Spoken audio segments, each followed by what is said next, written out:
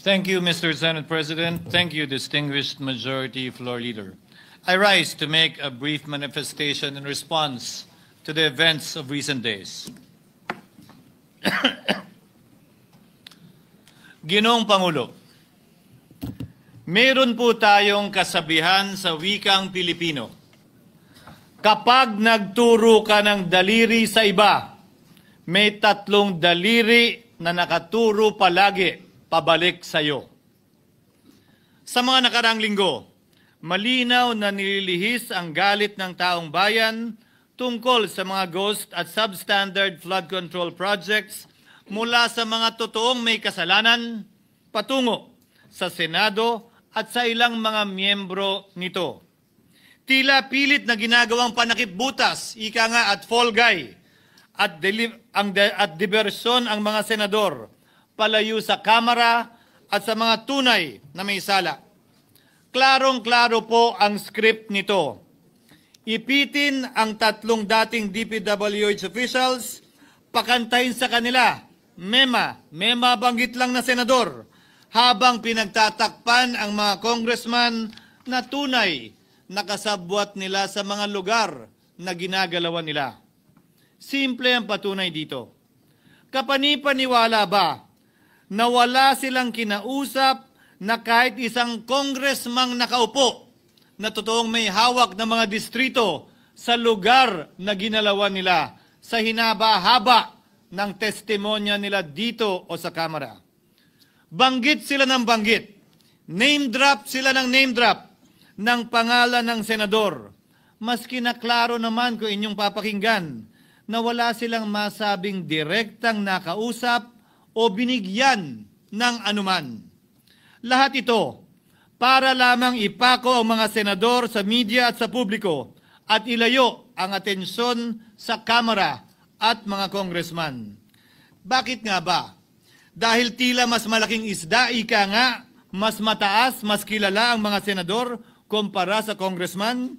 Umaasa sila na maiibsan ang galit ng tao sa kanila sa kanilang mga anomalya ukol sa flood control at tuluyan na silang makakatakas mula sa anumang pananagutan. Isang tao lamang, Ginoong Pangulo, ang nasa likod ng script at sarswelang ito.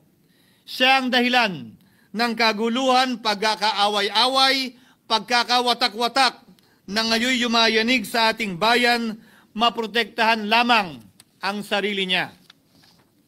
Ang pangalan niya ay matagal nang bulong-bulungan sa bawat sulok ng bansa, pero ngayon, unti-unti nang sinisigaw ng taong bayan.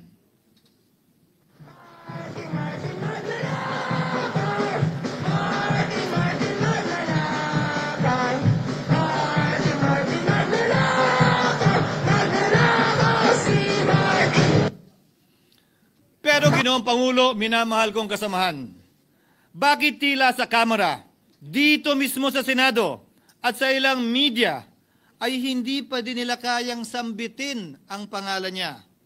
Pues, sasabihin ko, Martin Romualdez. Minsan ang binanggit ng mga diskaya ito mismo dito sa Senado, ang kanyang pangalan. Pero agad itong pinabawi nung humarap sila sa Kamara. Binanggit ni Master Sergeant Gutesa ang kanyang pangalan. Pero ultimo notaryo, natunto nila at pinabawi nila ang pagnotaryo. Buti na lang, huli na't nasabi na niya ang pangalan ni Martin Romualdez na pinanumpaan dito mismo sa ating Blue Ribbon Committee. Hindi ba't si Ginoong Gutesa hindi ba't si Sergeant Gutesa lamang ang bukod tanging testigo na walang kinalaman, hindi sangkot sa flood control issue, walang hininging immunity, deal o proteksyon kapalit ng kanyang pagtestigo? Siya ang kauna-unahang nagtestigo na personal na naghatid ng pera sa bahay mismo ni Martin Romualdez. Ang salaysay niya, Ginoong Pangulo, ay kumpirmasyon ng matagal nang isinisiwalat ni Congressman Chanco at Mayor Magalong kung sino ang ulo sa paglilimas sa kaban ng bayan na ating naririnig na rin. 13,803,693 with Congressman Saldico as proponent. For the record, ang binabanggit po nating Representative Elizaldico, siya po yung chairman ng House Appropriations Committee. Walang kaduda-duda yan. Ito nga, hirap na hirap silang banggitin pa yung isa sa mga mastermind nila dyan, si Saldico, hirap na hirap pa silang banggitin. May isa pang mas mataas sa kanya? Hindi naman gagalaw yun kung walang... Siyempre, hindi naman gagalaw yun kung walang pahintulot yung mas mataas sa kanya. Just the House Speaker. Ginoong Pangulo, pahintulutan niyo po ako magkwento ng konti upang patotohanan ang mga salitang ito. Taong 2023 nung tinalaga si Ginoong Kiko Laurel bilang kalihim ng kagawaran ng agrikultura. Bilang suporta sa kanyang mandato, tinanong ko noon ang isang simpleng katanungan sa budget process natin. Bakit mas malaki ang pondo ng flood control kesa sa agrikultura? Why is it that the budget for flood control is bigger than the budget of the Department of Agriculture or the agriculture sector as a whole? The fifth biggest allocation, not even a department, is flood control. And allocating a measly 31 billion for irrigation, for rice. Why? Pagkatapos po noon, tinulungan ko siyang bawasan ang flood control budget at idagdag sa 2024 budget ng Department of Agriculture. Aniya, tumawag daw sa kanya si Congressman Zaldico dahil pinapatanong daw ni Speaker Romualdez, bakit binawasan ang pondo ng flood control? Ngunit wala nang nagawa si Congressman ko dahil sinabi niyang pasayan ng Pangulo. Nung termino ko rin po bilang Pangulo ng Senado, maraming beses po akong tinanong ni Pangulong Bongbong Marcos tungkol sa panukalang budget para sa 2025. Sinabi ko po sa kanya ang buo at tapat na katotohanan para malaman po niya ang tunay na larawan at sitwasyon ng pambansang budget para sa taong yon. Ito marahil, Ginoong Pangulo, minamahal kong kasamahan, ang isa sa mga dahilan kung bakit pinag-utos ng Pangulo ang pag-veto at pag-for late release sa FLR at pag-hold ng malaking bahagi ng budget nila.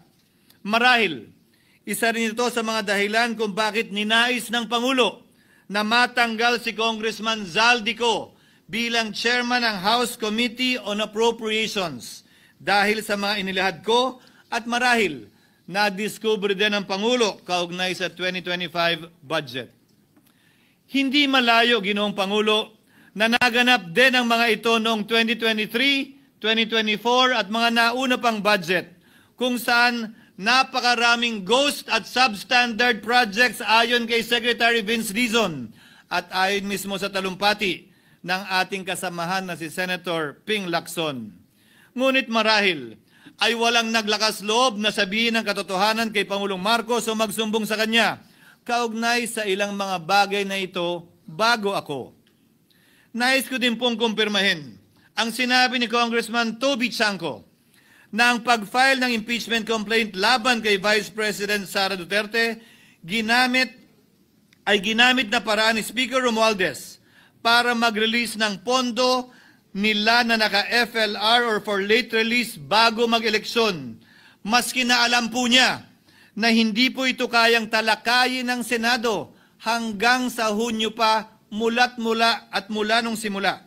Ulitin ko, ginamit ni Martin Romualdez ang FLR at ang pangalan ng Pangulong Marcos upang itulak ang kanilang unconstitutional na impeachment complaint. Sabi nila, pumirma kayo dahil kung hindi lalabas ang pondo nyo na naka-FLR bago mag-eleksyon. Subalit, Ginoong Pangulo, hindi ito umubra. Hindi ito umubra dahil tinanggihan ito ni PBBM. Sinabi niyang walang ganyang uri ng usapan at sinabi niyang hindi niya gagawin yon. Kaya't hanggang ngayon, nananatili pa rin for late release ang mga questionableng pondo nila. And that is why, Mr. President, distinguished colleagues, at the height of the impeachment controversy and amidst the passion of some sectors to remove the Vice President at all costs, I urged prudence and level-headedness because I knew that greed and not accountability was the reason behind it. In the end, Mr. President, the Supreme Court vindicated us. The Supreme Court vindicated us by saying, among others, quote, "There is a right way to do the right thing at the right time. This is what the rule of just law means." Close quotations. Ginoong Pangulo, sinisi po sa akin ni Speaker Romualdez ang pagkakatanggal kay Congressman Zaldico. Sinisi po niya sa akin ang pag-FLR or for late release ng kanilang mga proyekto. Sinisi po niya sa akin ang pagkakadismiss ng impeachment complaint laban kay VP Sara na nakikita niyang makakatunggali niya sa susunod na halalan. Sinisi din niya po sa akin ang pagkakasira ng kanilang maitim na balakin sa 2025 budget na nagawa nila ng walang balakid na mga nagdaang taon.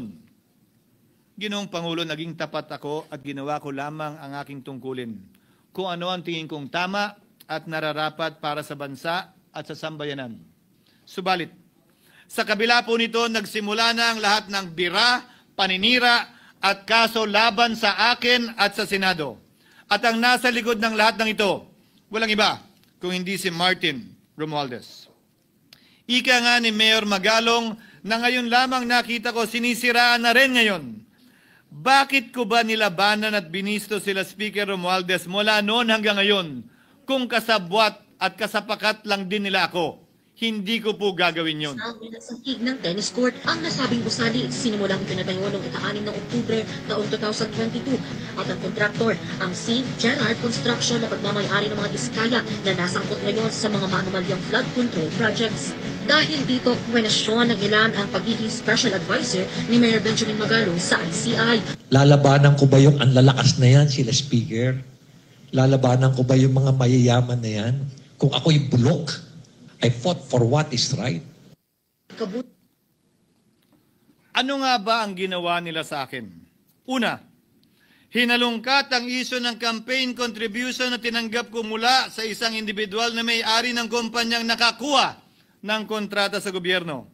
Inipit niya ang budget ng COMELEC sa Kamara dahil dito at binusisi ang di umano kaso kong ito. Subalit, Ginoong Pangulo, tulad ng sinabi ko sa simula ng aking talumpati, kapag ka nagturo ka ng daliri kanino man, may 3 daliring nakaturo pabalik palagi sa iyo. Anong nangyari? Hindi ba't biglang may lumabas na ulat ang PCIJ na ang dami naman palang opisyal, hindi lang senador, mas mataas pa ang tumanggap din ng ganong uri ng kontribusyon noong 2022 elections? Ang tanong ko ay simple.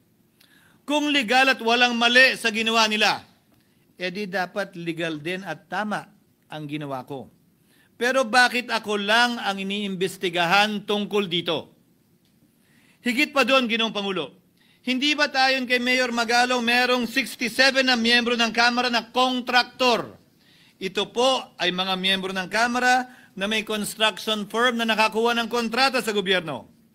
Kung bawal talaga ito, ibig sabihin ba niyan, bawal na nilang gastusin ang sarili nilang pera para sa kanilang sariling kandidatura? Bakit hindi din binubusisi yun? Bakit hindi inaalam yun? Ako lang talaga? Pangalawa, inintriga ni Martin Romualdez ang dating liderato ng Senado dahil sa pagkakaupo at pagdinig ni Senator Marcoleta sa Blue Ribbon Committee dahil marahil sa pananaw niya ay hindi siya safe kay Marcoleta. Ngunit, Ginoong Pangulo, sa hindi niya inaasahang pagkakataon, nung araw ding yun, nagsalita ang mga diskaya, pinangalanan ng 17 congressman na kasosyo niya, kabilang ang pagbanggit na naman ng pangalan ni Martin Romualdez. Karamihan sa mga kawani ng DPWH na nabanggit sa itaas ay paulit-ulit na binabanggit ang delivery ng pera ay para sa kay Zaldico na dapat at least 25%. Si Kong Marvin Rillo naman ay ilang beses na binabanggit ang pangalan ni Speaker Martin Romualdez bilang kanyang malapit na kaibigan. Isa na naman po itong patunay, Ginoong Pangulo. Kapag ka nagturo ka ng daliri sa iba, may 3 daliring nakaturo pabalik sa iyo. Pangatlo, sa pagdinig ng Blue Ribbon Committee kung saan niname drop ako ni Yusek Bernardo, bagaman inamin niyang personal na mismo na hindi niya rekta kung nakausap o binigyan ng anuman, bigla namang tumestigo si retired Master Sergeant Gutesa at muling pinangalanan si Martin Romualdez na hinahatiran daw niya ng pera sa mismong bahay nito. Ang bawat malita ay may lamang humigit kumulang 48 million pesos. Kalimitang dinadala sa bahay ni Congressman Saldico, ibababa lamang namin ay 35 malita para i-deliver sa bahay ni House Speaker Martin Romualdez. Gamit ang script niya sa pagturo sa akin, ayan na naman. May 3 daliring nakaturo palagi pabalik sa kanya tuwing ginagawa niya yan. Ulitin ko po for the record, Ginoong Pangulo, ang sinabi ni retired Master Sergeant Gutesa. 35 maleta ng pera na naglalaman na mahigit kumulang 48 milyong piso bawat isa o kulang-kulang 1.7 billion pesos sa isang delivery. Ay di umano hinatid niya sa iba't ibang bahay, sa iba't ibang pagkakataon ni Martin Romualdez. Subalit, sa kabila ng lahat ng ito, hindi ba nakapagtataka? Bakit hindi sinasama si Martin Romualdez sa anumang investigasyon? DOJ man, NBI man, AMLAC man. No ako po ay pinuntahan, no ako po ay dumalo sa imbitasyon ng ICI bilang resource person. Binanggit ko at tinanong ko din ito sa kanila. Ganito ba katindi ang kapangyarihang hawak ni Martin Romualdez? Na bagaman hindi siya speaker, tila the name that cannot be mentioned pa din siya at nagagawa pa din niya ang nais niya kaugnay sa isang mapamiling hustisya o selective justice. Halimbawa, bakit ang daming kondisyon bago ipasok ang mga diskaya na nagpangalan sa maraming congressman sa witness protection? Pero pag si Alcantara, Hernandez at Bernardo, walang ganong kaparehong kondisyon. Bakit hiniling agad ang freeze order di umano para sa asset ng mga name drop na senador? Pero maliban kay Congressman Zaldico na mukhang nilalaglag na nila, ni isang congressman walang request para sa freeze order. Pagdating naman kay Martin Romualdez na dineliveran ng bilyong piso sa bahay mismo niya, ang sabi ay, quote, "We will work on it lang." Bakit interesado ang lahat sa 6 na senador na idadawit di umano ni Bryce Hernandez na handang-handa tayong alamin sana kung sino-sino sila para mapagpiestahan natin sila? Pero nung sinabi ni Bryce na hindi pala senador, kung hindi kongresista lamang ang papangalanan niya, aba, biglang naglaho ng parang bula ang atensyon. Parang wala na nagtanong. Parang wala nang interes para alamin, sino-sino nga ba yung mga yan? Kung ako po yung tatanungin nyo, alam ko merong 6 na senador eh. May nagtatanong sa akin, bakit wala si Cheese? And my answer to that is, I'm almost sure, though probably hindi mame-mention si Cheese, simply because walang insertion doon. Sa Bulacan. Escudero, wala doon. Hindi po senador yung laman nung computer ko. So fake news yun, ha? May 6 na senador na nunumbrahan mo daw. Mga congressman yung nasa computer mo. Yes, yung nasa computer ko po, congressman po. Okay, thank you. Nagkataon lang ba, Ginoong Pangulo, na ang mga nakaupong senador na dinidiinan sa ngayon ay ang dating Pangulo, dating pro tem, dating punong mayoriya ng Senado, na lahat nagkataon din lang ba na bumoto kontra sa depektibong impeachment ni Vice President Duterte o talagang tinumbok lang kami? In other words, Mr. President, are we truly for transparency and accountability, or are we merely offering a politically convenient sacrificial lamb in an attempt to appease the rage of the people? What is painful, Mr. President, is that along the way, reputations have been disparaged and tarnished. Innocent persons have been implicated, and the Senate is slowly but surely being destroyed. Nagkataon lang po ba na ang lahat ng ito o ito'y sumusunod sa isang script, direksyon at basbas ni Martin Romualdez? sa kanyang script na naglalayong ilihis ang galit ng bayan mula sa kanya at sa mga kasabwat niya at ituro ito sa Senado at mga senador. Ginoong Pangulo, ang script at sarswelang ito ay di uubra dahil napakalayo po nito sa katotohanan. Napakasama sa panlasa at tinitiyak ko sa inyo, hindi po ito matatanggap at lulunukin ng sambayanang Pilipino. I've been in public service for 27 years. I've never been accused nor charged with corruption. This is the sterling record which they are trying to tear down, and I tell you, they will not succeed. I will defend myself, Mr. President, against these malicious and false allegations. In fact, I have already filed and will be filing necessary and appropriate charges against my accusers and prove them wrong. And with the help of the Almighty, I will be vindicated and declared innocent, I am sure. Kaya ko po ipagtanggol ang sarili ko, Ginoong Pangulo. Ngunit, Ginoong Pangulo, sino po ang nagtatanggol sa ating institusyon? Kaya't ang aking tanging hiling po sana sa inyo, Ginoong Pangulo, at sa ating mga kasamahan sa Senado.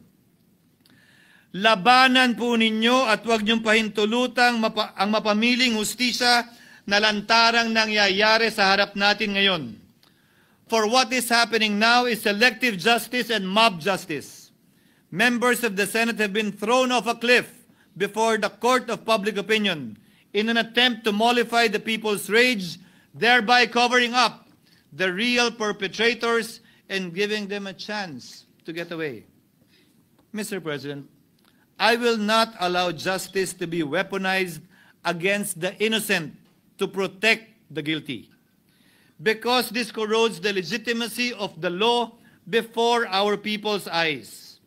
Wala pong naniniwala, bagkus lahat nagtatanong, bakit walang congressman na kasama sa investigasyon? But what about the other congressmen in Bulacan?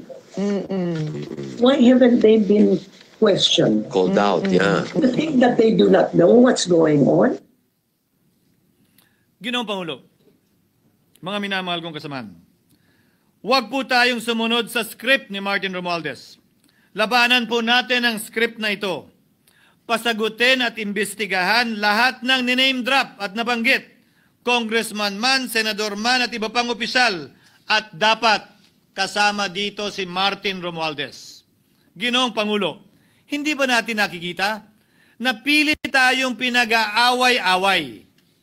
Mayaman, mamamayan laban sa lingkod bayan, lokal laban sa nasyonal na opisyal, congressman laban sa kapwa congressman, at ngayon, senador laban sa kapwa senador, pamilya laban sa pamilya, Pilipino laban sa kapwa Pilipino.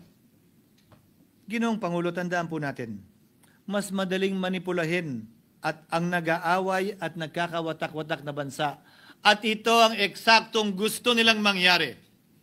Ito, sa aking paniniwala, ay bahagi pa din ng script at sarswela na nais palaganapin ni Martin Romualdez upang lituhin, guluhin, linlangin at sirain ang ating lipunan at bansa para lamang huwag siyang mabisto.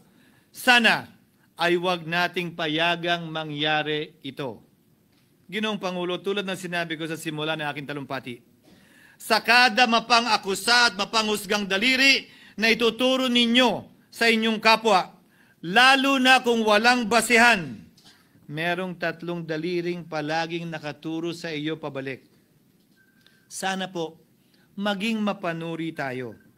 Huwag dali-daling magturo at maghusga dahil lamang sa napakinggan. Huwag tayong sumabay, kumampi, at magpadala sa script at sarswela ni Martin Romualdez. Kung kayo ay kakampi ni Martin Romualdez, pues sumunod kayo sa gusto nila. Una, maniwala kayo sa mga sinasabi ng testigo niya na nagtuturo lamang sa mga senador. Pangalawa, ibuhos niyo ang galit niyo sa Senado at ng mga senador at palayo kay Martin at sa mga congressman. Pangatlo, pagdudahan at sirain niyo si Sergeant Gutesa na bukod tanging hindi nakinabang at walang bahid at hiningi anumang kapalit sa pagsabi ng katotohanan. Pangapat, huwag niyong payagang mabanggit man lang ang pangalan ni Martin Romualdez. Panglima, huwag niyong payagang ipatawag si Martin Romualdez sa anumang investigasyon. Pang-anim, huwag niyong payagang imbestigahan si Martin Romualdez at mga kasamahan niya saan mang lugar. Ako, Ginoong Pangulo, hindi ako kakampi ni Martin Romualdez. Kaya lalabanan ko siya at lahat ng panglilinlang niya. Una, papatunayan kong hindi totoo ang mga panggigipit at paninira ng mga testigo niya laban sa akin at mga senador. Pangalawa, tututulan ko ang paglilihis at diversyon na ginagawa niya palayo sa kanya at sa Kamara. Pangatlo, hindi ko papayagang sirain ang mga senador pag away-awayin tayo at sirain ang institusyon ng Senado. Pangapat, pinaniniwalaan ko at saludo ako kay Sergeant Gutesa at iba pang katulad niya sa paglabas ng katotohanan. Panglima, hindi ako matatakot banggitin ng paulit-ulit ang kanyang pangalan, Martin Romualdez. At ipaglalaban kong ipatawag at imbestigahan si Martin Romualdez at lahat ng kanyang mga kasangkot at kasama. Ginoong Pangulo, mga minamahal kong kababayan, kung nais niyong lumitaw ang katotohanan, kung nais niyong panagutin ang tunay na salarin, kung nais po niyong makulong ang tunay na may kasalanan, huwag ninyong kampihan si Martin Romualdez. Punitin natin ang script ni Martin Romualdez. At higit sa lahat, huwag magpadala, huwag sabayan, huwag maniwala sa sarswela na nilalako ni Martin Romualdez. Maraming salamat po, Ginoong Pangulo, at magandang hapon po sa ating lahat.